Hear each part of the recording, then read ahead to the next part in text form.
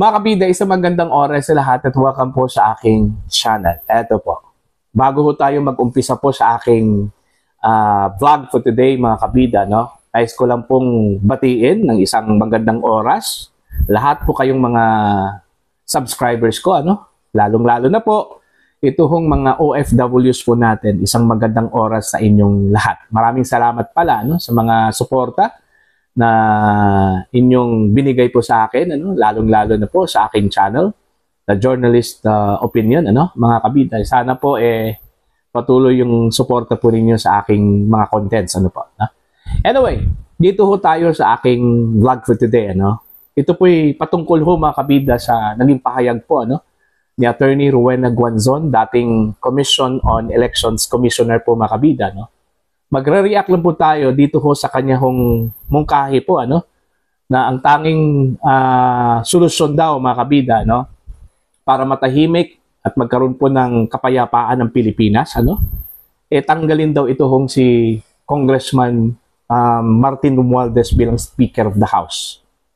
Siguro nakita po niya na ito hong si Romualdez po ay parang punot dulo po kung bakit ho nagkaroon po tayo ng gulo, ano.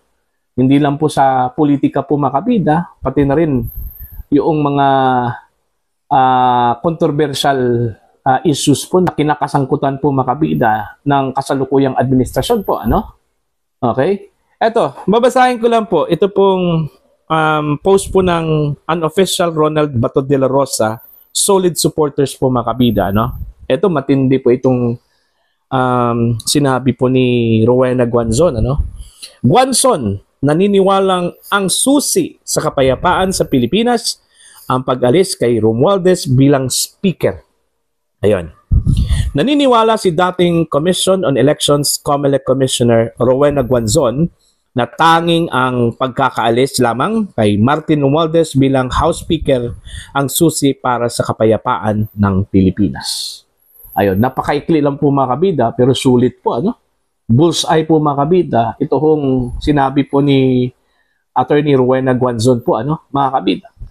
Siguro sa kanya hong pananaw po, mga kabida, ang ugat po kung bakit nagkaroon po ng bangayan sa politika, ano. Ito hong bangayan sa pagitan po ng mga Duterte at saka Marcos po, mga kabida, dahil ho kay Speaker Martin Romualdez, ano. Unang-una po, nag-split ito hong unit team, okay? Ito hong si Pangulong Marcos at saka ito hong si Vice President Sara Duterte, ano? Dahil siguro daw sa posibleng underground activity ho. Kumbaga, dahil ho sa kagagawan daw ni Martin Romualdez po, mga kabida, hindi po si Attorney Guanzon ang nagsabi ho dito, ano? Okay? May mga comments mula sa mga netizens po, mga kabida, na ang nag-udyok daw kung bakit ho nawasak yung unit team, dahil ho daw kay Romualdez, dahil ho sa kanyang ambisyon, mga kabida. Kasi pag andyan daw si Sara Duterte, malabo ho maging presidente po yan. Okay? Alam naman po siguro ni Romualdez po, mga kabida, na ito hong si Sara po ay tatakbo bilang Pangulo po ng Pilipinas, ano? Sa 2028. So kaya daw, yun yung naging dahilan daw, mga kabida, kung bakit umiskerda po ito hong si VP Sara. Kasi hindi po niya matiis yung parang ano na, parang toxic na po, ano, sa loob po ng unit team, mga kabida. Okay? So yun po, doon po nag-umpisa yung bangayan po ng Marcos at saka Duterte, hanggat umabot po sa point, ano, na eto na po, tinodo na po, ano, ng House po, mga kabida. Nagkaroon po ng investigasyon, ano, kay Pangulong Rodrigo Duterte dun ho sa kanyang anong tawag po dito, war on drugs, ano, nung siya po ay Pangulo po ng Pilipinas. Yung Quadcom po yung nanguna ho sa investigasyon po, mga kabida. At the same time, ito, matindi po ito, dalawang investigasyon po, ano, mga kabida, magkasunod. Yung Committee on Good Government and Public Accountability po, nagsagawa din ng investigation, separate investigation po, ano. And this time, yung controversial po na confidential funds ni Vice President Sara Duterte, both sa Office of the Vice President at saka sa opisina po ng Department of Education. Kasi si VP Sara po yung inappoint po mga kabida, no, ni Pangulong Marcos na maging secretary po ng Department of Education nung first few years po ng panunungkulan po ni Pangulong Marcos, mga kabida. So yun po, nag-umpisa na pong gipitin po ng House ito pong mga Dutertes po, mga kabida. Hanggang umabot sa point na dun ho sa kanilang investigasyon sa war on drugs, nagkaroon po ng breakthrough. Ito pong International Criminal Court. Naglabas po ng warrant of arrest, inaresto po itong si dating Pangulong Duterte at hindi pa po sapat, dinala pa po doon po sa The Hague, Netherlands. At yun, doon po na detain, mga kabida. And that's history, Okay? Pagkatapos po, yun na po, investigasyon po ng Committee on Good Government and Public Accountability po ng House. Nag-recommend po sila, mga kabida, na sampahan po ng kaso ito pong si Vice President Sara Duterte. Meron pa ngang plunder na inirekomenda sila doon, malversation of public funds, mga kabida. Hanggang umabot sa point na meron pong nag-file po ng impeachment complaint dyan po sa House of Representatives, gamit ito hong resulta po ng investigasyon po, mga kabida, ng Committee on Good Government and Public Accountability. So yun na po, nagkaroon po ng medyo hindi ho magandang relasyon ito pong si Vice President Sara Duterte at ito hong si Pangulong Marcos. Dahil ho, ang paniniwala ho, mga kabida, ni VP Sara, may kinalaman talaga ito hong si President Marcos dito sa mga ginagawa po ng mga miyembro po ng House of Representatives. Pero may posibilidad na itong lahat po ay gawa po, mga kabida, ni Speaker Romualdez. Kasi hindi naman po itong mga kongresistang ito, ito hong mga miyembro po ng Quadcom, miyembro po ng Committee on Good Government and Public Accountability, magsagawa po ng ganito pong napaka-rigid na investigation po, mga kabida, kung wala kong bas-bas mula sa Speaker of the House. Diba? Tsaka pangalawa po, very evident naman, tsaka known sa lahat na meron pong ambisyon ito hong si Speaker Romualdez na tumakbo bilang Pangulo po ng Pilipinas. At magagawa lang po yan, mga kabida, kung wala hong hadlang sa kanya hong presidency. Kaso lang po, meron pong hadlak Ito hong si Vice President Sara Duterte po, mga kabida, ang hadlang po dito. Kasi alam siguro po ni Speaker Romualdez na hindi talaga siya mananalo kung andyan po si VP Sara. Kaya yun nangyari po. Nagsampa po ng impeachment, thinking na makalusot po ito sa Senado at saka sa Korte Suprema, mga kabida, at thinking na iko-convict po ito ng mga senador pagdating ho sa impeachment trial. Kasi ito lang po yung paraan po, mga kabida, para hindi ho pwedeng tumakbo si Vice President Sara Duterte sa pagka-presidente po ng Pilipinas. Sakali hong makonvict po ito sa impeachment case po niya. Kaso lang po, inabot po ng malas ang impeachment complaint. Doon pa lang sa Korte Suprema po, mga kabida, patay na po yun. Dineklarang unconstitutional po ito hong articles of impeachment po ng House. At maliban po sa unconstitutional, ginawa pa pong void ab initio po ng Korte Suprema. Okay? Meron pong nakitang mga maestrado na meron pong paglabag doon po sa karapatan ni Vice President Sara Duterte, yung due process, mga kabida. Yun, doon pa lang sa Korte Suprema, patay na po. Okay? So, ang ginawa po ng Senado po, since andun na po yung articles of impeachment po sa kanila po, mga kabida, and since tumalima po sila dun ho sa naging desisyon po ng Korte Suprema, ang ginawa po nila, in-archive. Okay? Ito hong articles of impeachment.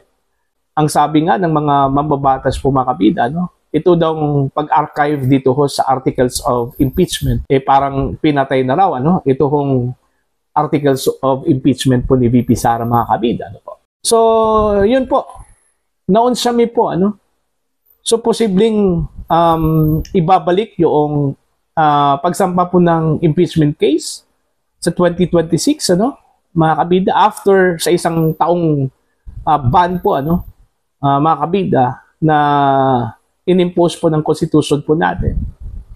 Okay? Na hindi po pwedeng magkaroon po ng dalawang impeachment complaints na isasampa sa loob lang na isang taon, ano, mga kabida. So, most likely, by February 6, pwede na hong magsampa po ng panibagong impeachment complaint.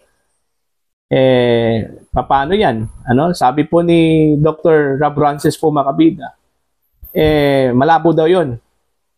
At imposible daw na magsasampa ang House ng complaint sa susunod na taon, considering 2026 po, mga kabida, umpisa na po yan ng positioning ng mga politiko. Ano? Alright? At alam po ng mga politiko, yung nangyari ho nung midterm elections, kinalaban po nila si VP Sara.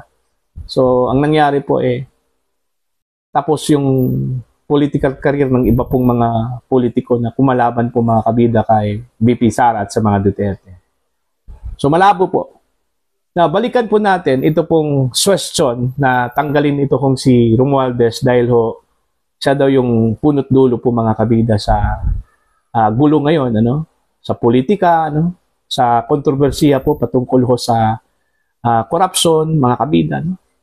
Okay? Kasi ho, kung hindi lang po hinabol po ng House, hindi lang po ginipit po ng House, ito kung si Vice President Sara Duterte, okay sana tayo ngayon, mga kabida, no? Wala sanang batuhan po ng mga aligasyon, kontrobersiya, ano? Kasi itong si Sara po, walang problema po ito Okay? Kaya hong magtrabaho ito po, mga kabida, na wala hong imikan po, ano? Okay? Walang pansinan. Ito yung ugali po ni Sara Duterte. Wala ho siyang pakialam sa ibang mga politiko, basta siya po ay magtatrabaho lang po. Kaso po, inunahan po ano? Kaya yun, yung Agila po, mga kabida, nagalit. At yun, hindi po tinantanan po itong mga kalaban po nila sa politika, no? Mga kabida. So, sa madaling salita, okay, ang ugat daw dito sa gulong ito pong si Congressman Romualdez po, ano? Mga kabida. So, sabi po ni Attorney Guanzon, dapat tanggalin na po yan. Palitan na po. Okay? Kasi, yun nga aside po dito sa political issue po, mga kabida, ito pong controversial po na mga pondo, ano, ng gobyerno, para bang, namimihasa itong mga mambabatas po natin, ano? Ang dami pong pera po nila, no? Namimigay po ng pera sa mga tao, ano po? At yung pondo po, mga kabida, ginawang leverage po, ano, doon po sa mga mambabatas po natin, kagaya ko ng nangyari po doon sa permahan po ng impeachment complaint, ano? Marami pong mga mambabatas po na nagsalita. Kung hindi daw dahil ho sa mawalan po sila ng pondo, ano, hindi po sila pipirma po doon, ano? Sa madaling salita po daw, napilitan daw silang pumirma sa impeachment complaint, dahil ho, kung hindi po sila pipirma, hindi po sila mabigyan po ng pondo, ano? Sinabi po yan ni Congressman Flasco ng Cebu, Congressman Lord D. Swan, ano, ng Cagayan de Oro, at isang kongresista, Congresswoman Uy, ano, somewhere in Metro Manila, ano, mga kabida. O, see? Pero kahit po nagsalita na po itong mga kongresistang ito, ano, pilit pa rin dininay po, mga kabida, ng ilang mga mambabatas po natin na meron pong gano'n, ano, mga kabida. So, yun po, ano, sa tingin ko po, partly lang po ito kung si Speaker Romualdez na contributory po sa problema po, mga kabida, sa Pilipinas ngayon, no? Sa politika. Kasi kung tutuusin po, ano, may isang puwersa pa po na bukod po kay Speaker Romualdez po, mga kabida, kung pagbabatayan po natin yung sinabi po ni Senador Amy Marcos na nagpapatakbo daw sa Pilipinas, hindi daw yung kanyang kapatid, kundi Araneta at saka Romualdez daw, mga kabida. O sino man yung tinukoy po ni Senator Marcos. Di ba si First Lady Lisa Marcos yun? Okay? yung tandem daw ni Lisa Marcos at Speaker Romualdez daw mga kabida. Sila daw yung nagpapatakbo sa gobyerno ngayon, hindi ho ang kapatid po niya na si Pangulong Marcos. Kung meron man pong tanggalin at mawala po mga kabida, hindi lang po si Speaker Romualdez. In fairness po sa kanya, mga kabida. Ang dami. Ang dami po. Alam niyo kung ako yung hingian po ng suggestion kung anong dapat gawin sa Pilipinas. Kumbaga sa computer pa yan mga kabida, gusto kong i-reformat. Okay? Overhaul kung sa sasakyan po yan. Sa computer, ang gusto ko po reformat po. Total reformat talaga. Okay? Yung mga politiko na namimihasa po mga kabida, bawal na pong tumakbo. Okay? Yung parang unending po yung kanilang panunungkulan, bawal na pong tumakbo. Yung mga politiko na noon mga kabida, na kurakot, bawal na pong tumakbo. Kasi gusto ho natin mag-umpisa ang Pilipinas po mga kabida mula sa malinis na mga leaders na pwede hong mangunat saka maging kumbaga leader po natin dito po sa bansa po natin mga kabida.